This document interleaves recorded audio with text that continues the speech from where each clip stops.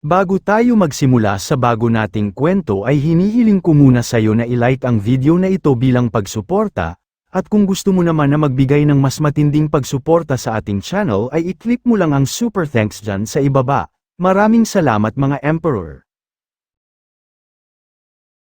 Isang taon na ang nakakalipas, ang ating bida ay isa pa lamang normal na tao, ngunit makalipas nito, siya ay nag-mutate sa isang monster lord.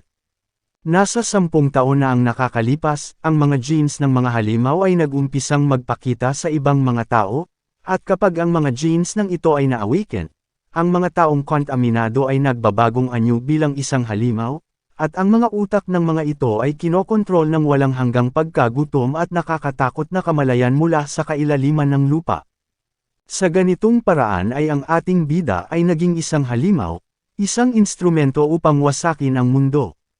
Matapos na umatake ang mga halimaw sa mga tao, ay bigla naman na may dumating na kung sino, at sinabihan ang lahat na lumikas na at siya na ang bahala sa mga ito, kaya naman ay agad nitong tinawag ang malaking halimaw na nasa kanyang harapan, at sinabihan na huwag nitong hayaan na maangkin ng halimaw ang kanyang kamalayan, maya-maya naman ay may kung ano ang nangyayari dito.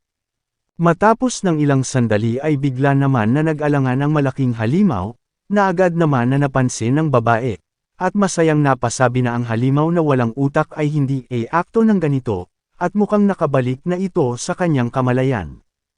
Ang babaeng nasa kanyang harapan ay ang babaeng hindi siya iniwan sa kanyang panig anumang mangyari, at kahit maging ano pa man siya, kahit pa siya ay naging halimaw, ay hindi siya nito sinukon, at palaging sinusubukan na gisingin ang kanyang kamalayan. Ngunit sabi nito na kahit nagawa na niyang makabalik, ay naabot na nito ang kanyang limitasyon bilang isang halimaw, at hindi na niya magawa pa ang makontrol ang kanyang sarili, kaya naman dahil sa bagay na iyon, ay nagawa niyang wakasan ang buhay ng babaeng ito gamit ang kanyang sariling mga kamay.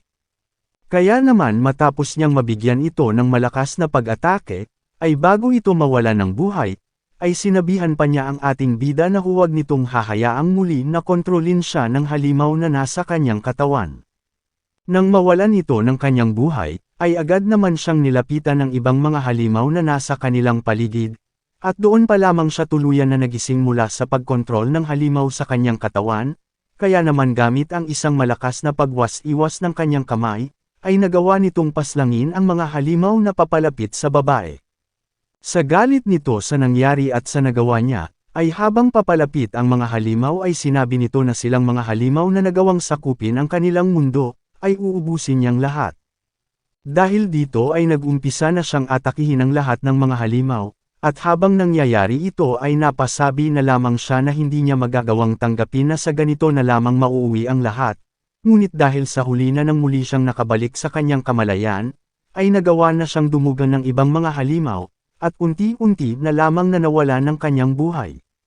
Nang bigla naman itong nagising habang napapasigaw sa pangalan ng kasama nitong babae, at nang matauhan ay napasabi siya na hindi ba ay nagawa siyang paslangin ng napakadaming halimaw na pumulibot sa kanya, matapos ay napalingon ito sa isang resibo sa kanyang tabi, at nakita ang petsa, at ito ay ika-15 pa lamang ng Hunyo. Ito ay ang ika-6 na araw matapos ng naganap na college entrance exam, ang araw bago maganap ang gene test, at kinabukasan ay malalaman nito na ang kanyang genes ay nagtataglay ng monster genes, at mula doon ay lalagyan siya ng tracker sa katawan, na kamumuhian at katatakutan.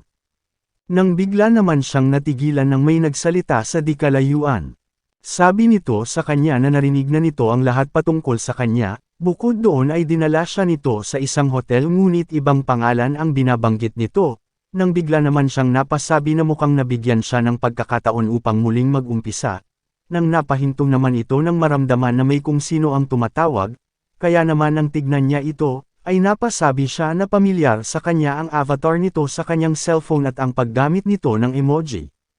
Kaya naman ay napasabi ito sa kanyang sarili na ngayon ay sisiguraduhin na niya na magagawa na nitong maprotektahan ang babaeng ito sa buhay na mayroon muli siya, ngunit ang katotohanan na mayroon siyang monster gene sa kanyang katawan na hindi na maaari pa na mabago, ngunit sa buhay niyang ito, ay sisiguraduhin niya na magagawa na niyang makontrol ito.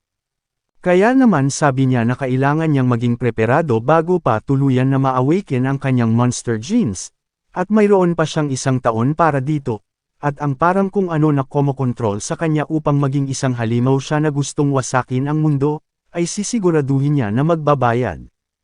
Nang bigla naman siyang natigilan nang may kakaiba itong naramdaman sa kanyang katawan, at napasabi na isa itong mutation, at ang pagkakaalam niya ay magmumutate lamang siya matapos ng 1 taon, bukod doon ay ang trigger para sa mutation ay ang mapunta ang kanyang emosyon sa limitasyon nito, at sa tingin niya na sa oras na muli siyang nabuhay, ay ang kanyang emosyon ay naabot na ang limitasyon.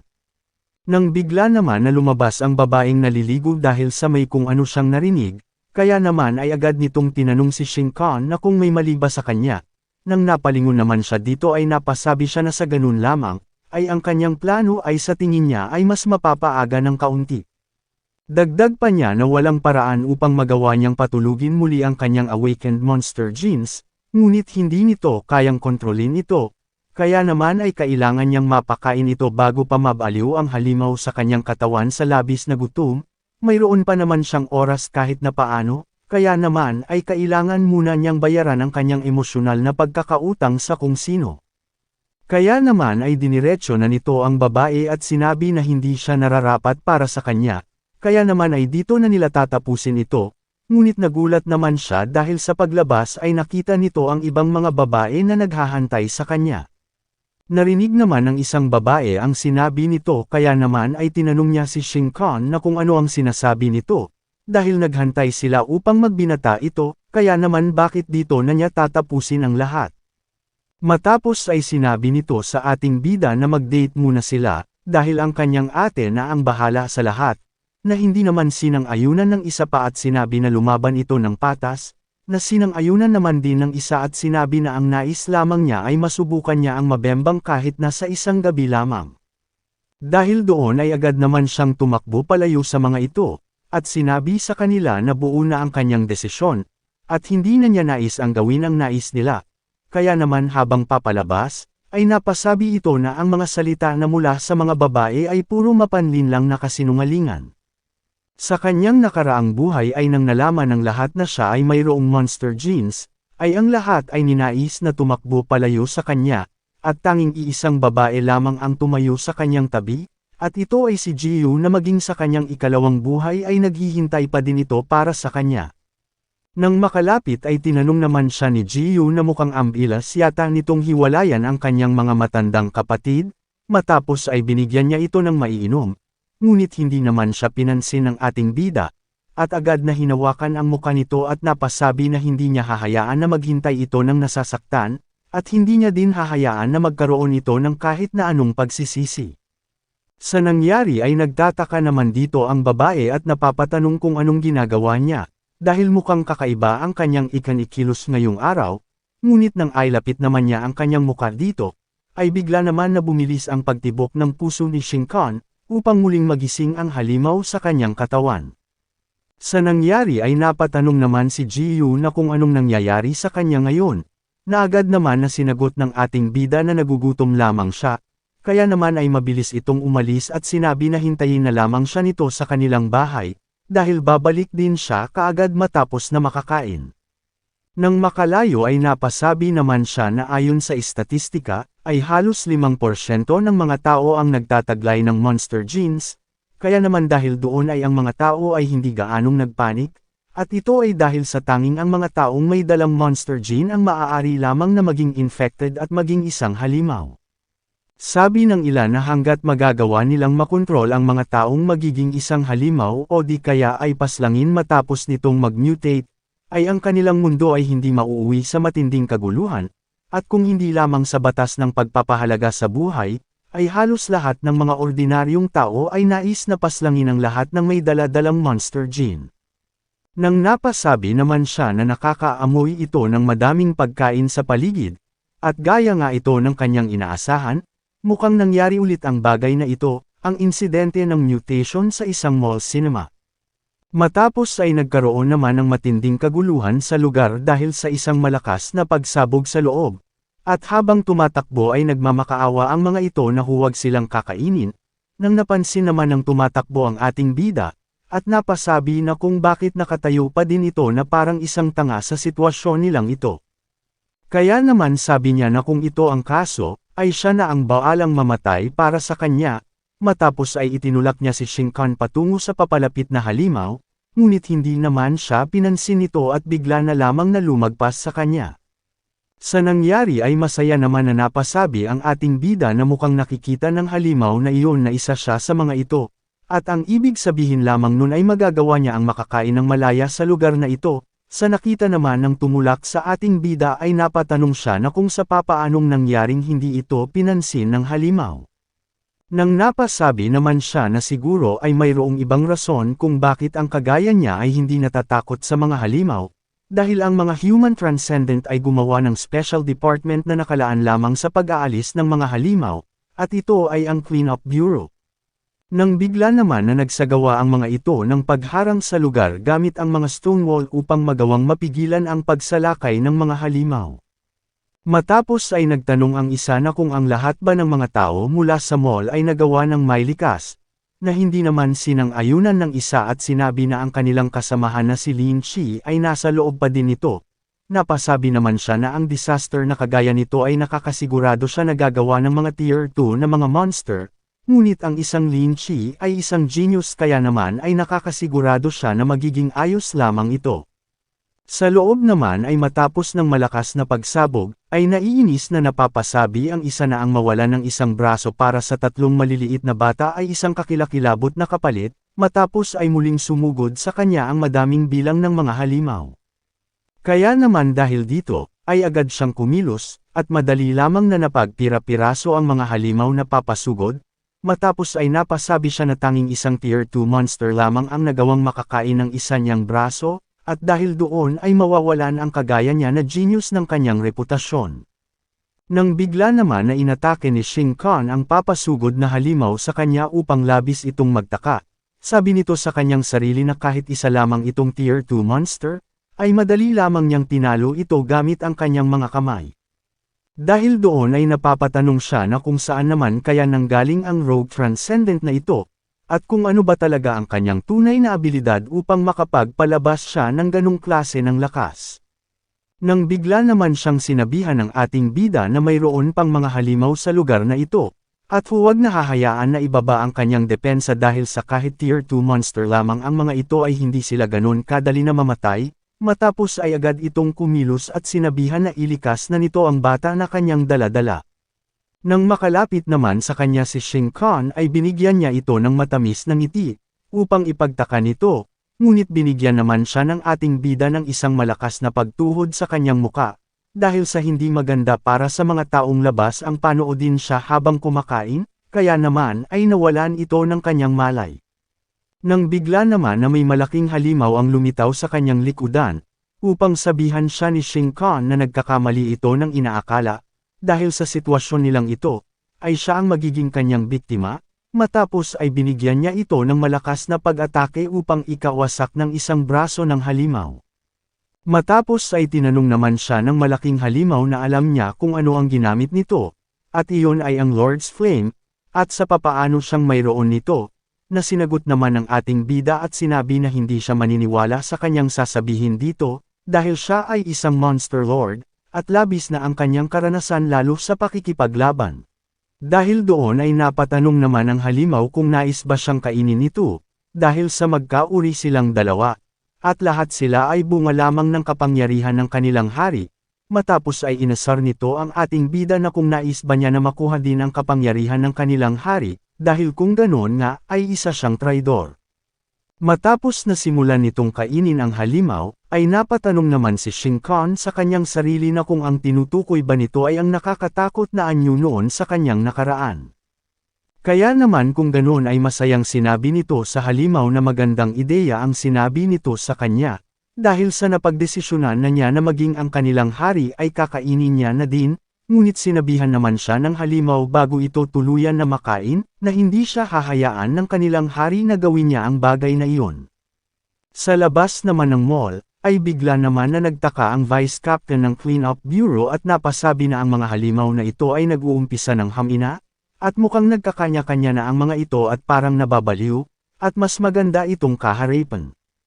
Nang napatanong naman ang isa nitong kasama na kung ano naman ang nangyayari ngayon, Agad naman itong sinabi na kapag may isang high-tier monster, ang mga low-tier monster ay nakikipagtulungan dito at sumusunod sa kanyang ipag-uutos, at ngayon na ang mga halimaw na ito ay nawala na ang kooperasyon sa isa't isa, ay ibig sabihin lamang nito na nagawang paslangin ni Lin Chi na nasa loob ang isang tier 2 monster. Dahil dito ay agad naman na nagdesisyon ang vice leader na pumasok na dahil sa tingin niya ay wala naman ng problema sa lugar na ito. Matapos ng ilang sandali ay nakita naman nila ito kasama ng 3 pang bata, at gulat na nakita dahil sa nangyaring pinsala sa kanyang braso. Matapos ay namamanghang nilapitan siya ng isa at sinabi na kitang-kita ang pagkakapinsala nito, at huwag itong magalit dahil sa kanyang kakayahan gamit ang isang braso ay nagawa niyang matalo ang halimaw. Dagdag pa nito na labis na nakakahanga ang ginawa nitong pagliligtas sa 2 bata at kaharipan ang tier 2 monster kasama ng iba pa, ngunit sinabi naman nito na hindi siya ang nakapatay sa halimaw na tinutukoy nito, dahil may kung sinong tanga ang pinaslang ang tier 2 monster at nagawa siyang atakihin upang mawalan ng kanyang malay. Dagdag pa nito na noong siya ay magkamalay, ay nakita niyang kinakain ng isang iyon ang halimaw. Bukod doon ay may kakayahan ng isang iyon na magpalabas ng kulay asul na apoy. Nagawa niyang makita ang mukha ng taong iyon, kaya naman kung sakaling makakaharap niya ulit siya ay magagawa niyang makilala ang taong iyon. Nagulat naman dito ang binata dahil sa pagkakarinig ng pagkain nito ng isang halimaw, at mukhang ang taong iyon ay isa ding halimaw, na sinang-ayunan naman ng vice leader at sinabi na may ganung mga espesyal na kaso, ang pagkain ng kapwa nila halimaw. Kaya naman kung ang taong iyon ay isang halimaw, ay dapat ay kinain na din ito si Lin Chi. Kaya naman ay napasabi siya na ang taong iyon ay nagtataglay ng kapangyarihan na sapat upang pabagsakin ang isang tier 2 monster, at biglaan na lamang na nakialam sa kanilang mga tagalinis sa isang rescue mission, kaya naman ay inutusan nito ang kasama niya na maglabas ng isang arrest warrant sa isang iyon. Sa labas naman, ay habang naglalakad ang ating bida, ay masaya itong pinapakinggan ang mga usap-usapan patungkol sa kanyang ginawa sa isang mall. Sabi pa ng iba na ang kagaya ng isang iyon na iniisip na maging isang bayani na nakatago lamang sa kadiliman na may kakayahang gawin ng mas maayos ang trabaho kumpara sa kanilang mga opisyal na tagalinis, at kung ang taong iyon ay hindi mahuhuli at mapagsasabihan, ay di kalaunan ay mawawalan ito ng kontrol. Nang napasabi naman si Shin Khan na bagamat ang initial evolution ay ang pinakamadali, ang pag-evolve sa isang tier 2 monster ng ganun kabilis ay isang nakakahangang balita para sa kanya, ngunit wala na siyang pakialam pa dun dahil sa busog na ito at nais na niyang makauwi. Sa kanyang nakaraang buhay, ay matapos na pag-aanan ng kanyang mga nakakatandang kapatid ang kanyang kalagayan, ay nagawa nitong makabalik sa kanyang tinitirahan ng 3:30 ng umaga. Matapos nito ay bigla na lamang na nagkaroon ng malawakang pagkawala ng kuryente, at ang kuryente ay naging isang energy na nagawang maabsorb ni Jiyu na noong oras na iyon ay naghahantay sa kanya. Ang kanyang transcendent genes ay nagawang ma-awaken gawa ng pag-overload ng kapangyarihan nito, at matapos nito ay nagkaroon ng malawakang pagpapalabas ng malalakas na kuryente upang mawasak ang kalapit na mga gusali, at sa loob ng gusali ay mayroong 136 na katao ang namatay kasama na ang mga magulang ni Jiyu. Sa nangyari ay na-trauma siya at nag-iwan ito ng malaking peklat sa kanyang muka, at ngayon ay 11:44 pa lamang ng gabi, at mayroon pa siyang 4 na oras na natitira. Ngunit ang ipinagtataka niya ay dapat na 4 na oras pa bago mawala ng ilaw sa lugar na kanyang kinaroroonan. Sa lugar naman ni Jiyu, ay ang lahat ng kanyang mahawakan ay bigla na lamang na sumasabog gawa ng kuryente sa kanyang katawan, kaya naman ay napasabi siya na hindi siya dapat na gumalaw pa, dahil kapag ginawa niya iyon ay ang mga electricity na nasa kanyang katawan ay magsisipag labasan. Nang napatanong naman siya na kung ito ba ang tinatawag nilang legendary loss of control gawa ng superpower, dahil ang malakas na mga kuryente ay tuloy-tuloy na dumadaloy sa kanyang katawan, kaya naman dahil dito ay napasabi na lamang siya na kapag hindi niya nagawang makontrol ito, ay maaari niyang masaktan ang kanyang mga magulang na nasa di kalayuan lamang. Makalipas ng ilang sandali, ay napasabi na siya na hindi na nito pa kayang matagalan ang nangyayaring ito sa kanyang katawan, at pabulong na humihingi ng tulong sa ating bida, ngunit bigla naman itong natigilan dahil sa pagdating ni Shin Khan, at sinabihan siya na wala na ito pang dapat na ipag-alala pa dahil nandito na siya. Sa nangyari ay napatanong naman ang dalaga na kung ano namang ginagawa nito sa kanyang bintana, ngunit sinabihan naman siya ng ating bida na wala na siyang oras pa para ipaliwanag sa kanya ang lahat, at kailangan na lamang nito na magtiwala sa kanya, na agad naman nitong sinang-ayunan. Dito na muna matatapos ang ating episode, at kung gusto mong subaybayan ang ating kwento ay mag-subscribe ka na at pindutin ang notification bell, at nang sa ganun ay updated ka sa pag-upload natin everyday. Maraming salamat mga Emperor!